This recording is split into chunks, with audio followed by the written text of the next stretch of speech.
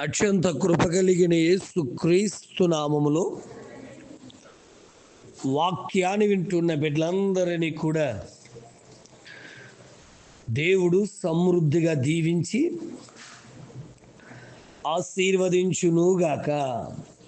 ఆమేన్. ప్రియ దేవుని బిడ్డలారా,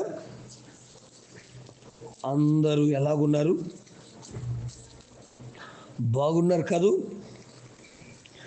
ఉదయం లేచి ప్రార్థన చేసుకున్నారా? పరిశుద్ధ గ్రంథాన్ని చదివి ధ్యానం చేశారనా?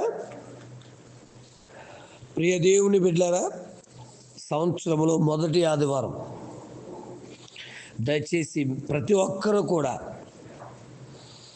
అందరికన్నా ముందుగా ప్రకటించిన సమయానికంటే ఒక 10 నిమిషాలు ముందుగా మన మందిరాలకు మనం వెళ్దాం.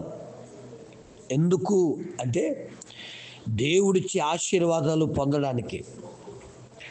ఏమంటే ఎప్పుడెళ్ళినా పర్లేదు కదా అనుకుంటాం.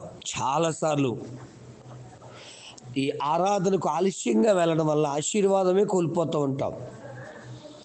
2025లో సమయానికి వెళ్ళక ఎన్నో ఆశీర్వాదాలు కోల్పోయి ఉన్నాం. నీకు అర్థం కావట్లేదు. పరిశుద్ధ గ్రంథంలో అలాగ ఆలస్యం చేసిన వ్యక్తులు చాలా దీవెనలు కోల్పోయారు. తర్వాత వెదికారు కానీ దొరకలేదు.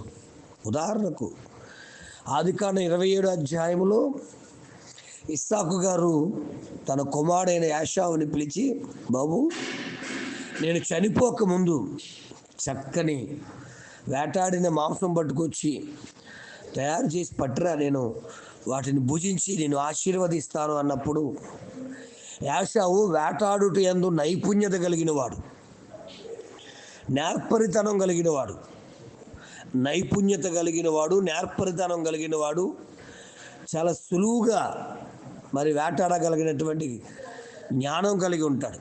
కానీ పర్లేదులే, నేను వండకపోతే, నేను చెయ్యకపోతే, నేను లేకపోతే నా గొప్ప ఏంటో తెలుస్తుందిలే అన్నట్టుగా ఇతడు ఆలస్యం చేశాడు. ఆలస్యం చేసిన సమయంలో ఇంతలోకి తల్లి అవన్నీ విని కుమారుడైన యాకోబు రెడీ చేసి పంపించడం, అందరికన్నా ముందుగా యాకోబు వెళ్ళడం, ఆశీర్వాదం పొందడం. ఆ తర్వాత ఆలస్యంగా యాషావు వచ్చి, తండ్రి, నీ యొద్ద ఒక్క దీవెన కూడా లేదా నన్ను ఆశీర్వదించంటే ఇస్సాకు గారు అడుగుతున్నారు, అయ్యా ఒక్క దీవెన కూడా లేదు నాయన.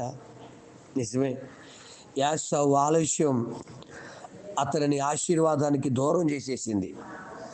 తమ్ముడు, చెల్లి, నీ జీవితంలో 2025 సంవత్సరంలో అప్పుడు దాకా ఖాళీగా కూర్చుని కబుర్లు వేసుకుని ఆ కథలు ఈ కథలు లేక మాట్లాడుకుంటూ మందిరానికి ఆలస్యంగా వెళుతూ, లేకపోతే మరికొంతమంది నా గొప్ప ఏంటో తెలవాలి, నా లోటు ఏంటో తెలవాలి, నేను లేకపోతే అక్కడ పాడేవారు ఎవరున్నారు, నేను లేకపోతే అక్కడ వాయిద్యాలు వాయించేవారు లేరు, కాబట్టి కంగారు లేదు, మన గొప్ప తెలుస్తుందిలే అని ఆలస్యం చేస్తున్నావేమో.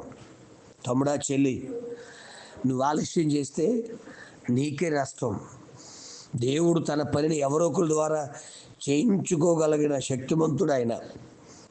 నువ్వు ఆశీర్వదించబడ్డాను, నీకు ఒక అవకాశం ఇచ్చాడు, వినియోగించుకో. ఇంకో ఉదాహరణ చెప్తానండి. యోహాను సువార్త 5వ అధ్యాయంలో బెతెస్దా అనే కోనేరు ఉంది. ఆ బెతెస్దా అనే కోనేరు దగ్గర ఇంచుమించు 38 సంవత్సరాల నుంచి ఒక కుంటివాడు ఉండిపోయాడు. అందరూ వస్తున్నారు, కానీ ఆ నీటిని కదిలించే సమయానికి ఎవరైతే దాంట్లో ముందు దూకుతారో వారే స్వస్థత పడేవారు.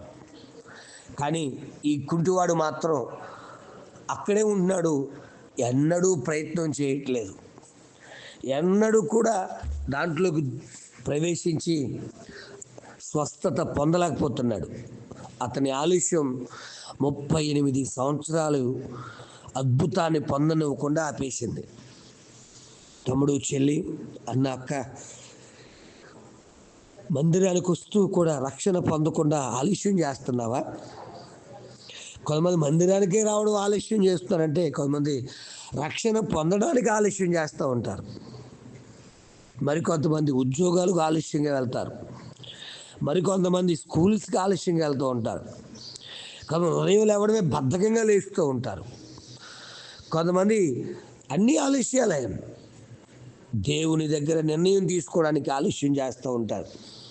కాబట్టి దైవజనుడిగా ఈరోజు తెలియజేస్తున్న మాట, ఈ సంవత్సరం అందరికన్నా ముందుగా వెళ్ళి ఆలస్యం చేయకుండా ఆరాధించి ఆశీర్వాదాన్ని పొందుకునే కృపను దేవుడు మీ అందరికీ అనుగ్రహించాలని.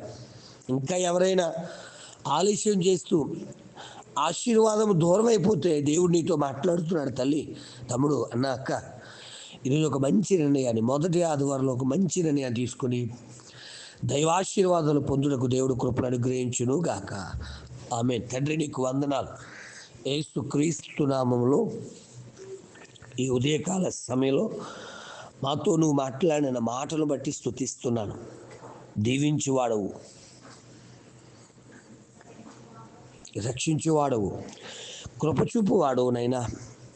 చాలాసార్లు ఆశీర్వాదానికి దూరం అయిపోవడానికి ఒక కారణం ఆలస్యం చేయడం నేర్చుకున్నాం.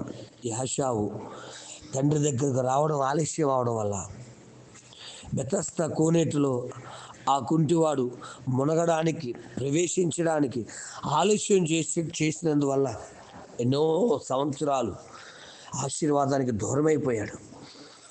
అయ్యా, మేము కూడా అలాగే మందిరాలకు వస్తున్నాం, కానీ ఎప్పుడు అంటే ఆలస్యం చేస్తూ అలవాటుగా మారిపోయి ఏదో వెళ్ళాలి అన్నట్టుగా వెళ్ళి నీ దగ్గర దీవెనలు కోల్పోతూ వచ్చాం. మమ్మల్ని క్షమించి నీ బిడ్డలుగా మమ్మల్ని అభిషేకించి, నడిపించి, స్థిరపరచి, బలపరచమని, మహిమతో మేలులతో నింపమని, మీ రాజ్య వ్యాప్తి కొరకు నిలబెట్టమని, దర్శించమని, ఈ రోజు నుంచైనా త్వరగా మందిరాలకు వచ్చి ఆశీర్వాదాలు పొందుకునే కృపను ప్రతి బిడ్డకు అనుగ్రహించమని యేసు నామమున అడుగుచున్నాను తండ్రి. ఆమేన్. ప్రార్థన అవసరతల కొరకు నా సెల్ నంబర్ 9866958571. ప్రభు కృప మీకు తోడుగా ఉండునుగాక. ఆమేన్.